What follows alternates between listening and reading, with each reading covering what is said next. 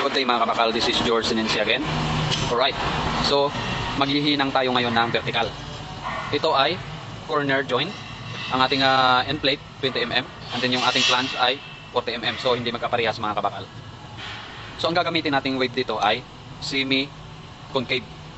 Alright, so dahil malaki ang kanyang B, 28mm, so ang gagawin natin dyan ay hihinto tayo sa gitna. So katulad nito mga kabakal. Ayan po. And then pag hinang natin dito, dahil semi-concave siya, hinto tayo sa gitna. And then dito, hinto dito sa gitna. And then hinto sa gitna. Hinto sa gitna. Hinto sa gitna. Hinto sa gitna. And then hinto sa gitna. So ang purpose niyan mga kabakal, bakit naghihinto tayo sa gitna? Para ang hinang natin ay bibilog siya mga kabakal. Kung sa baga, magkakalaman sa loob. So ito yung purpose niyan mga kabakal. Ito.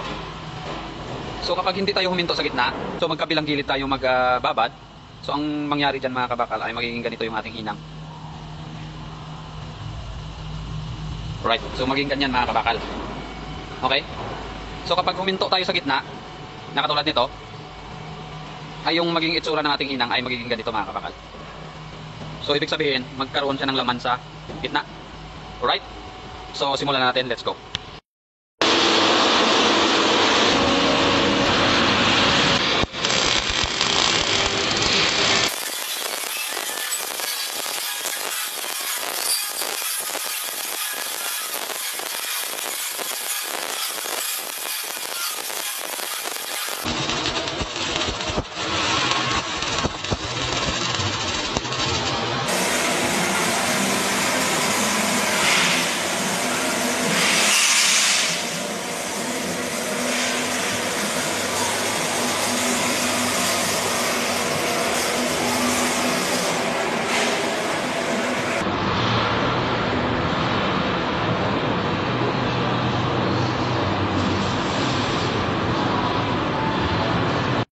Right, so ito na yung resulta ng ating wash bed mga kabakal.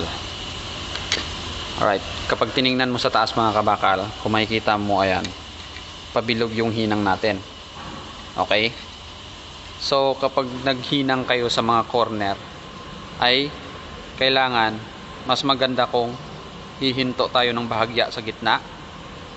And then hihinto sa gitna para mapuno yung gitna mga kabakal, para hindi siya lumubog mga kabakal. So yun ang purpose ng paghinto natin sa gitna. Okay, so pwede rin natin hinangin ng ano yan mga kabakal, ng layer, pero sa next nating video ay gagawin natin na layer to mga kabakal.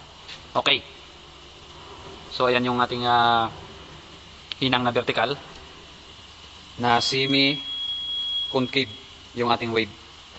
So kung mapapansin nyo, mahirap tunawin ditong part, matigas kasi ang ating flange ay 40mm, tapos ito ay 20mm. So ang sinet natin na amperahe ay para dito. Kasi kapag dito tayo mag-set na amperahe na para dito ang kapal, ay matunaw itong kabila na to. So ito yung sinet natin para pagdating dito, ayos lang, kahit papaano ay okay naman yung kanyang kain. Okay? Alright, thank you and God bless.